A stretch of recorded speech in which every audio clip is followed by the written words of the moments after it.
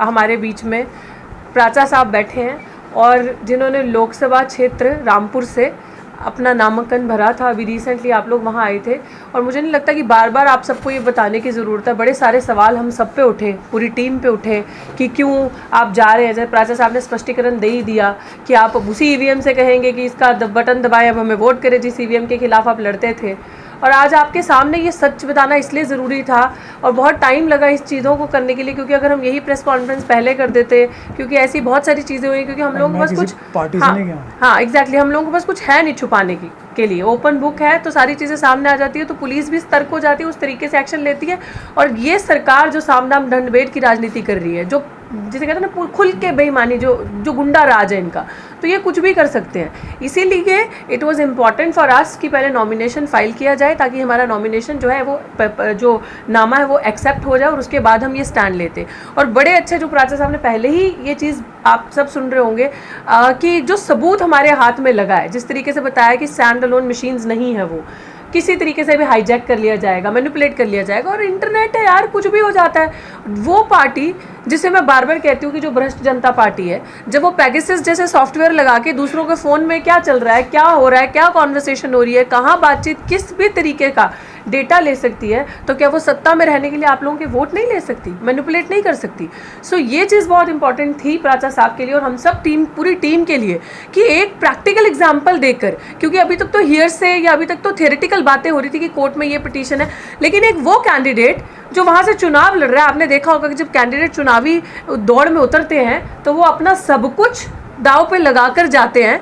और यहाँ पे ये कैंडिडेट ऐसे हैं जिन्होंने सच को पकड़ा था, सच को ही आज दिन तक पकड़ा और सच ही आपके सामने रखा है। कोई परवाह नहीं कि मेरे वहाँ पे मुझे प्रचार के लिए निकलना है, लोगों के बीच में जाना है। नो, आप देख लो आज भी आपके बीच में बैठे हैं, आज भी जो अपने केसेस हैं, जिससे जनता का, जिससे भारत का भला होगा, पूरे भारत का, जिसे हम बार बार कहते हैं संविधान बचाना, किताब बचाना नहीं भाई, संविधान बचाना मतलब लोकतंत्र बचाना, आपके और हमारे हक अधिकार बचाना।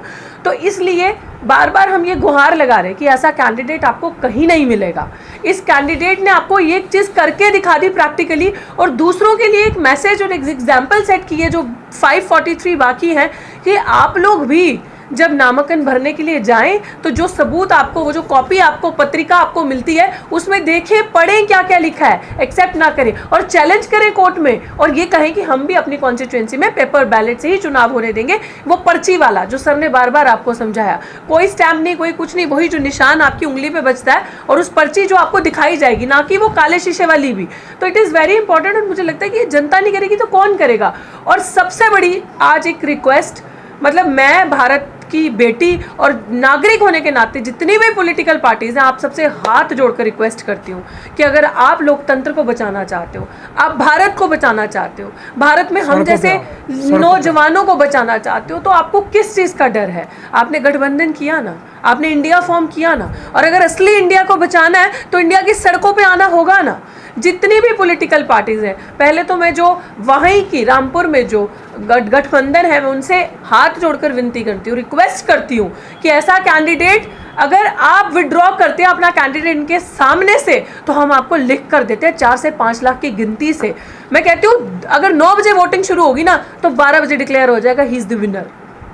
इस तरीके का हमने ज़मीन पे रह के माहौल देखा है रामपुर में, बिकॉज रामपुर की जनता चाहती है, रामपुर की पुलिस की जो गुंडागर्दी को कंट्रोल करने के लिए ये शख्सियत वहाँ पे चाहिए। वहाँ पे फेयर एंड जस्ट सिस्टम से चुनाव हो तो एडवोकेट महमूद प्राचा वहाँ पे एक एग्जाम्पल के तौर में आपको लाना होगा। आपको मैं पॉलिटिकल पार्टी से रिक्वेस्ट करती हूँ, मैं समाजवादी पार्टी से एवं अखिलेश यादव जी से रिक्वेस्ट करती हूँ कि गठबंधन के अंदर वो आपके सामने सीट आ रही है, उन्होंने निर्दलीय इंडिपेंडेंट अपनी भागीदारी वहाँ पे रखी, अपना नॉमिनेशन इंडिपेंडेंट भरा। और मैं चाहती हूँ कि बाकी पॉलिटिकल पार्टीज थोड़ा तो यार अपना अच्छे व्यक्तित्व का वो दो। We are not against you and we will never go against you, क्योंकि हम ही एक परिवार है ना। बीजेपी तो हमारी है ही नहीं, एनडीए तो हमारी है ही नहीं, वो तो आई देश को बेचने हैं, देश को बर्बाद करने के लिए।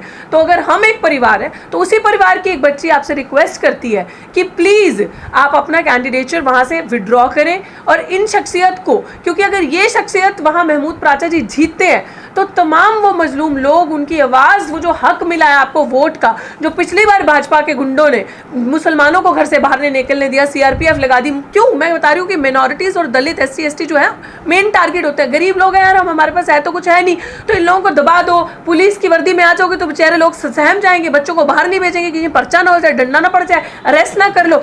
इसलिए ये सरकार दहशत करती है।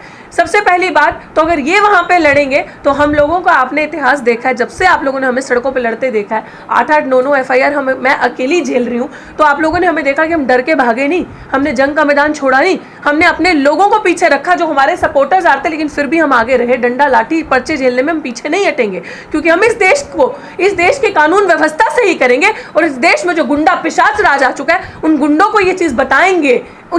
ये उनको एहसास कराना जरूरी है कि इस देश का कानून क्रिमिनल्स को डराने के लिए, जनता को, सिविलियंस को डराने के लिए नहीं, उनकी प्रोटेक्शन के लिए है। साथी को छोड़ते नहीं है, छुड़ा के। करेक्ट। और बिल्कुल हमने किसी भी अपने साथी को, कोई भी जो अभी तक हमारे साथ रहे हैं, छोड़ा नहीं है और ना ही छोड़ेंगे। हमारे तो दरवाजे हमेशा से खुले हैं। हमें इंडिविजुअली ये रिस्पॉन्सिबिलिटी पता है कि ये रिस्पॉन्सिबिलिटी, लड़ाई महमूद प्राचा जी की नहीं है, ये लड़ाई डॉक्टर रितु के लिए नहीं है, बट ये फेसेस हो सकते हैं। ये लड़ाई सर की नहीं है, ये फेसेस हो सकते हैं, लेकिन ये लड़ाई उस अवाम की है जो भरोसा करके, जिन्होंने हम जैसे लोगों को चुना। और बार बार मैं आप सबको बता दूं, और पॉलिटिकल पार्टीज का पहले मैं नाम लूंगी, चाहे समाजवादी पार्टी है, बसपा है, चाहे वो कांग्रेस है, बीएसपी, कांग्रेस, चाहे वो आम आदमी पार्टी है, या स्टालिन की गवर्नमेंट होगी साउथ में, या पंजाब में अन्य और अकालीज हो गए, मैं इन सभी पार्टीज को रिक्वेस्ट करती हूँ हाथ जोड़ के कि प्लीज़ आप लोग जब भी अपना फॉर्म भरें, आप लोग अपनी अपनी जगह पे सबसे पहले तो इस चीज़ का विरोध करें और सड़कों पे आए प्लीज़। अगर आप सड़कों पे नहीं आएंगे तो इसको, आप गुंडे को कैसे डराओगे? हम संख्या में इतने ज़्यादा है, मुझे समझ नहीं आ रही किस चीज़ की वेट, किस चीज़ का डर।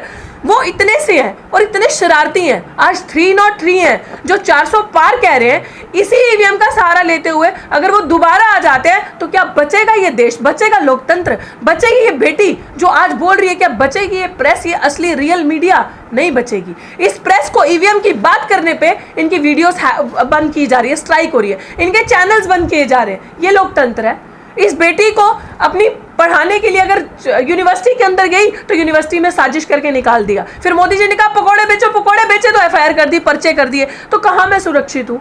मेरी बहन बेटियां दिन रात रेप हो रहा है, मर रही हैं, अपहरण हो रहा है, कहाँ पे बेटियां सुरक्षित हैं? तो मैं तमाम विपक्षी दलों से, इंडिया गठबंधन से हाथ जोड़कर एक रिक्वेस्ट करती हूँ, मैं विनती करती हूँ आप सबसे, प्लीज सड़कों पे आओ। ये 303 ये कुछ भी नहीं है, उल्टा उनके लोग जिनके अंदर थोड़ी सी भी अगर इंसानियत बाकी होगी वो छोड़ के उनको हमारे पास वापस आ जाएंगे, क्योंकि इन लोगों ने इलेक्ट्रल बॉन्ड्स के थ्रू या किसी बेईमानी के थ्रू या हसदेव जैसे गांव बेचकर इतना पैसा अडानी अंबानी से लेकर चंदा दो धंधा लो वाली स्ट्रैटेजी से बेचकर आज विपक्षी दलों के बड़े बड़े लीडर्स को खरीदा जा रहा है, जो कल बड़ी बड़ी बातें करते थे, चाहे वो हरियाणा से लेके, पंजाब से लेके, चाहे मध्य प्रदेश, चाहे कोई भी जगहों पे जो बड़े बड़े लीडर्स अभी आपने रिसेंटली देखे जो भाजपा में जाके एकदम सफाचक हो गए, धुल गया उनका सारा काला चिट्ठा।